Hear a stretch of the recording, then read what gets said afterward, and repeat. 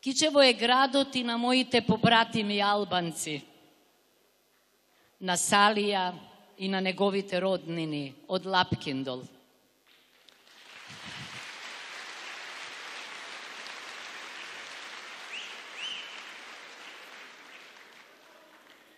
Со Кичево моето семејство го врзуваат и многу бројни блиски односи со турски семејства.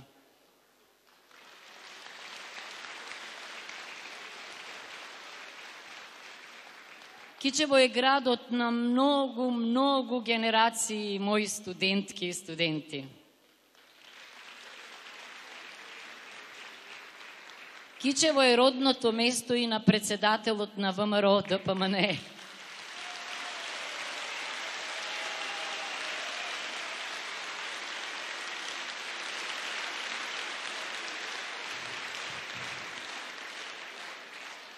Уште еднаш му благодарам на ВМРО ДПМНЕ што отвори врата за мене, иако не сум член на ВМРО ДПМНЕ, иако сум непартиски кандидат, ама мислам дека го направи вистинскиот чекор.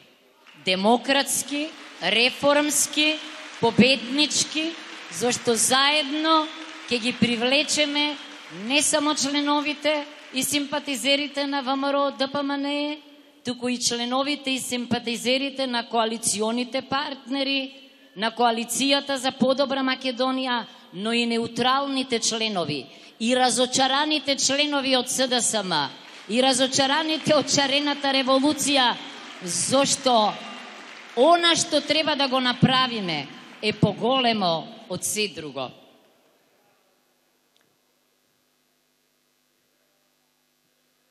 To say in English or to say in Macedonian? My warmest regards for Bettina and our friends from Austria, especially for Mr. Kurz. We will always have you in our hearts. Thank you.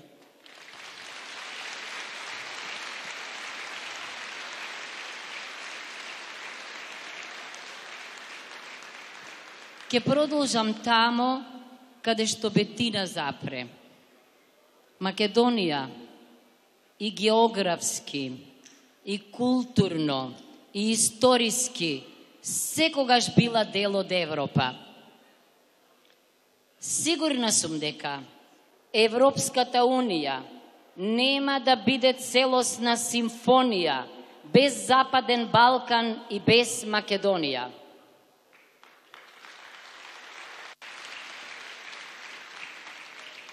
Велат дека Западниот Балкан е Ахилова пета на Европската Унија.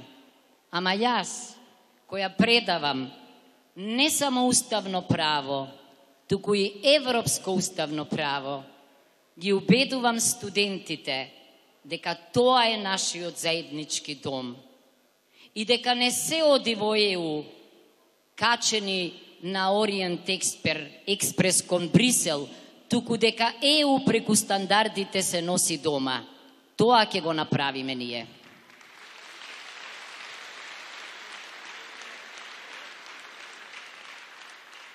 Мојот професорски критички дух забележува дека Македонија има сериозни проблеми со демократски дефицит, а очекувавме промени, очекувавме живот, но јас животот не го гледам.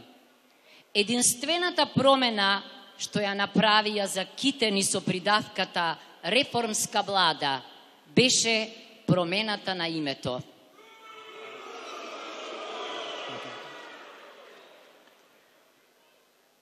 Но нам ни се потребни стандарди за животот да биде европски во Македонија, да живееме како во сите европски метрополи, да сакаат европјаните да доаѓаат овде, да си ги вратиме децата од надвор, зашто над 60% бегаат во потрага по живот надвор, не го препознаваат овде.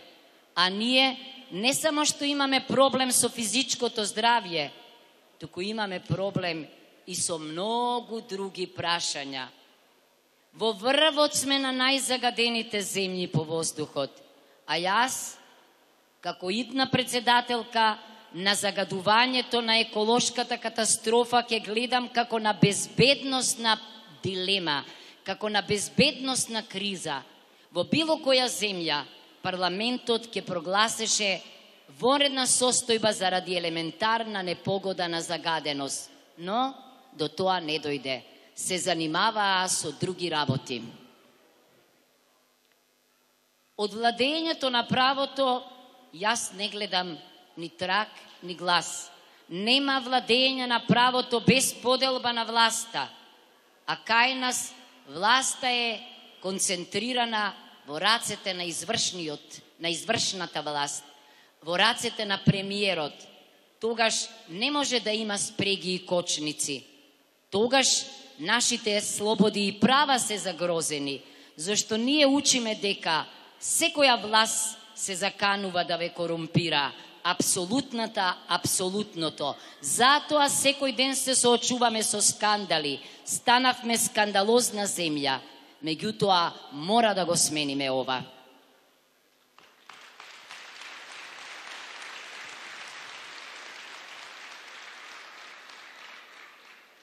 Двете глави на извршната власт, председателот и премиерот, односно владата и председателот, не комуницираат, зашто председателот е целосно екскомунициран дури и од најважните председателски функции, како што е онаа да склучува меѓународни договори. За каква демократија тогаш зборуваме? Тоа не е демократија.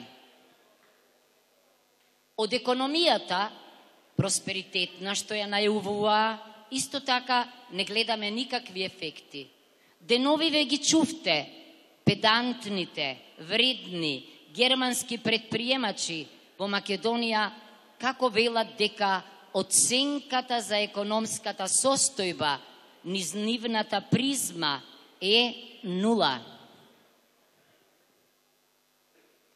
Најавуваа битка со корупцијата и криминалот, но ние сме во врвот на корупцијата и криминалот.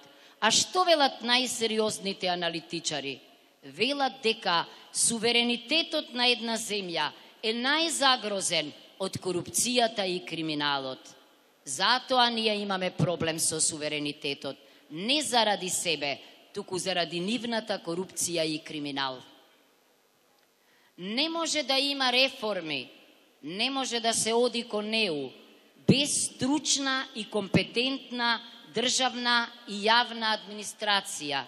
Меѓутоа, наместо стручноста и компетентноста, партиската блискост, книшка и послушност се виза за влез во државната и јавна администрација.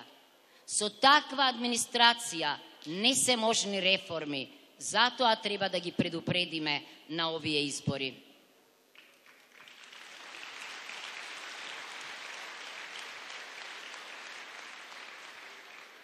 Непотизмот завзеде ендемиски, пандемски размери, пандемија стана, ама каде што има непотизам, не може да има успех.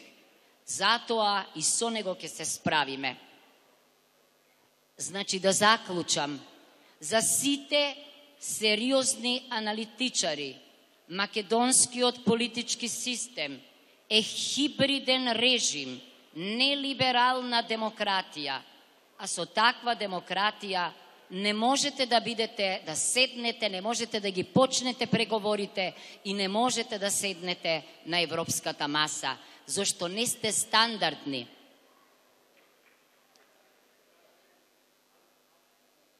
Би сакала да предупредам на следново. Доаѓаат председателските избори и ќе речете, па зошто професоркава ја, кандидатката за председателка, ја опишува актуелната ситуација, наместо да зборува за изборите. Сега ќе проспорам за нив. Без фер и демократски избори нема да добиеме почеток на преговорите. Меѓутоа, дури и да се изборите фер и демократски, има и други пречки за почеток на преговорите. Некои од нив набројав, но ние не смееме, ако сме државници, да не заборавиме дека Европската Унија има и собствени проблеми и дека секогаш секој прво воден од националните интереси, ама и од интересите на ЕУ, сака да го среди својот дом, а потоа да ја отвори портата и за останатите. Ама да почнеа со реформи пред 2,5 години, како што ветуваа, ние сега ќе бевме во европска кондиција за почеток на преговори. Но не е така. Домот го оставаат или во домот има многу недовршени работи. На председателските избори треба да се победи. Не заради Гордана Силјановска, не заради мене, туку за да се делегитимира власта, затоа што она што го правеше не водеше сметка за уставното право, ама и за задолжителното меѓународно право. Мислам дека е најважно да се излезе на овие избори за да не се остави проблемот со изборниот цензус од 40%. Инаку да кажам, таков цензус никаде во компаративното право не постои. Меѓутоа, тоа е меѓупартиски и меѓуетнички договор. Се плашам дека ако не го достигнеме цензусот, дека тогаш можеби председателот ќе се бира во собранието. Јас сум голем критичар на избор на председател во Македонија од собранието, зашто тогаш не само што сите вие, како гласачи, нема да имате никакво влијание врз изборот, туку двајцата лидери на партиите, како што досега правеа, ќе го изберат, а 81 пратеник само ќе го потврдат и ќе кренат рака. Таа нема да биде по наша мерка, туку ќе биде по нивна мерка. Јас повеќе верувам во мудроста на народот, дека тој умее да препознае не само партија, не само лидери, туку и личност која ќе произлегува од него и ќе работи за него и ќе биде со него.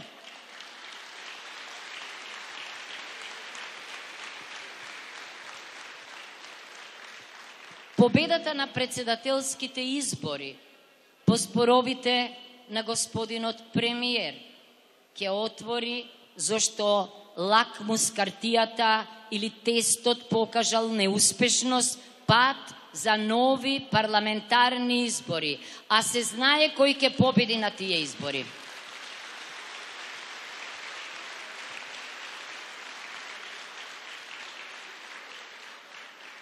Во таков однос на сили, во услови на нова парламентарна коалиција, се разбира дека на вистина ќе започне реформскиот процес. Јас сум сигурна дека новата власт, идната парламентарна власт, нема да се однесува како оваа власт кон нив.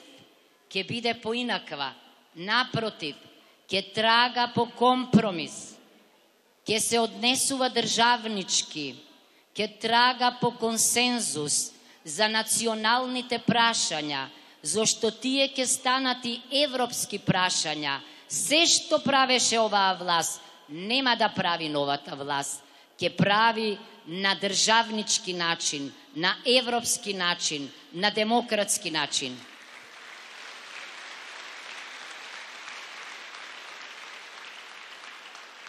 Се надевам дека, како што јас велам дека секоја реформа почнува од нас, јас ќе се откажам од председателските привилегии, така сум сигурна дека една следна власт ќе рече дека дајте да ја редуцирам државата и администрацијата. Може би на оваа земја, не може би сигурно и се потребни помалку министерства, помалку заменици, помалку советници, помалку администрација. Зошто? Заради вашите и нашите интереси. За парите да отидат во здравство, во образование, во социјална заштита. Оти од тоа живее народот.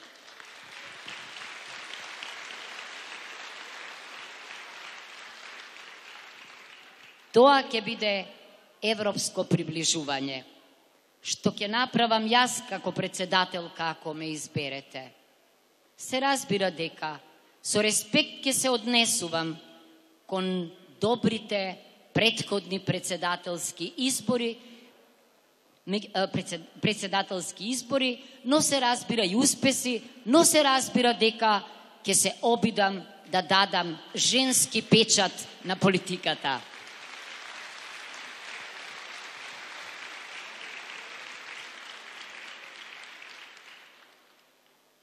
Ако досега немало жена председателка во Македонија, мислам дека е тоа голем не само феминистички предизвик, туку и предизвик за мажите, зашто тогаш гордо ќе се вели дека зад успешна жена стојат прекрасни мажи.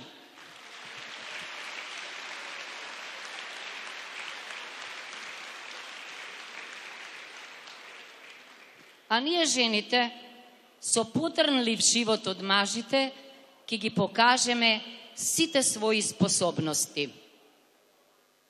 Јас ќе се обкружам со луѓе од знаење, со стручност и компетентност, зашто цел живот ги учам студентите дека нема поважна инвестиција од онаа во знаењето, дека треба да го ценат својот интегритетот на другите луѓе, дека треба да се компетитивни, дека треба да се надпреваруваат, зашто тогаш ќе сватиме дека оние најдобрите кои заминаа и оние кои најдобрите се овде, само тие можат да креираат Европска Македонија.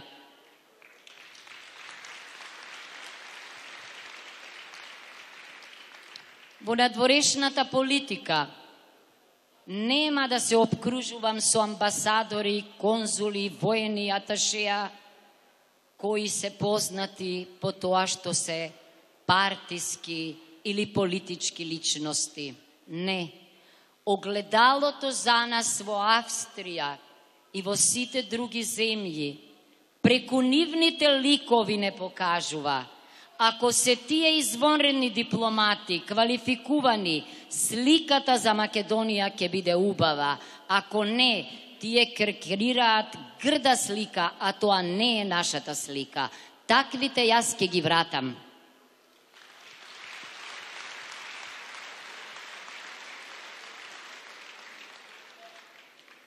Секогаш ќе инсистирам на почитување на уставот и законите, на владењето на правото, зашто тоа е мојата филозофија.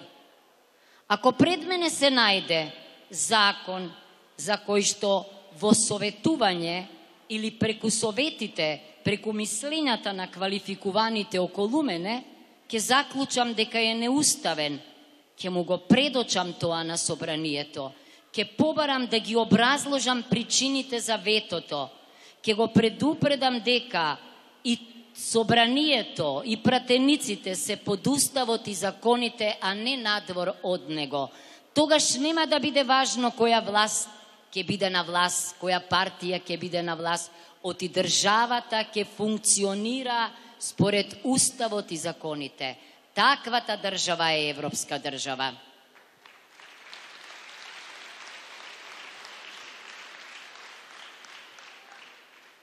Првиот инструмент што ќе го искористам ќе биде обраќањето до собранието. Ќе се обратам пред собранието или ќе се обраќам не само еднаш, туку повеќе пати.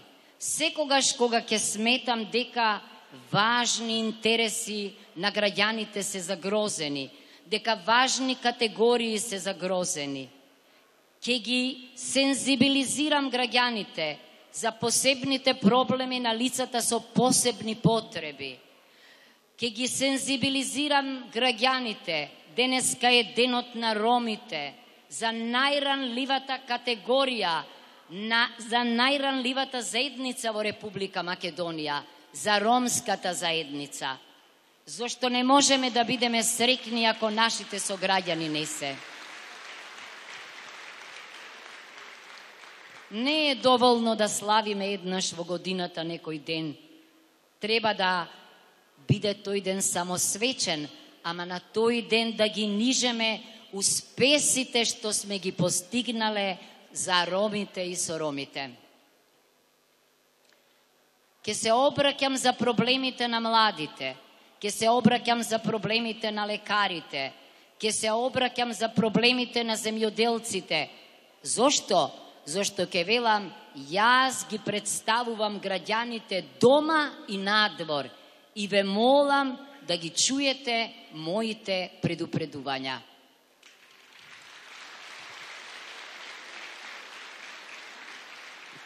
Во Уставниот суд ќе номинирам врвни правници, професори по право, судии, адвокати, за да го чуваат Уставот како очите.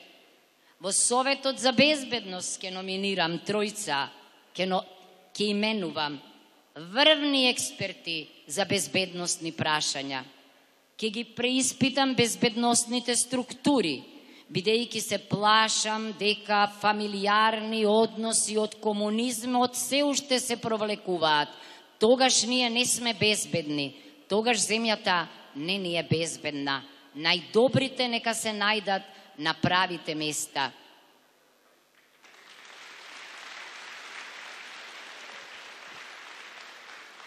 Последната реченица. Имав посебна одговорност кон вас, затоа може би сум подолга.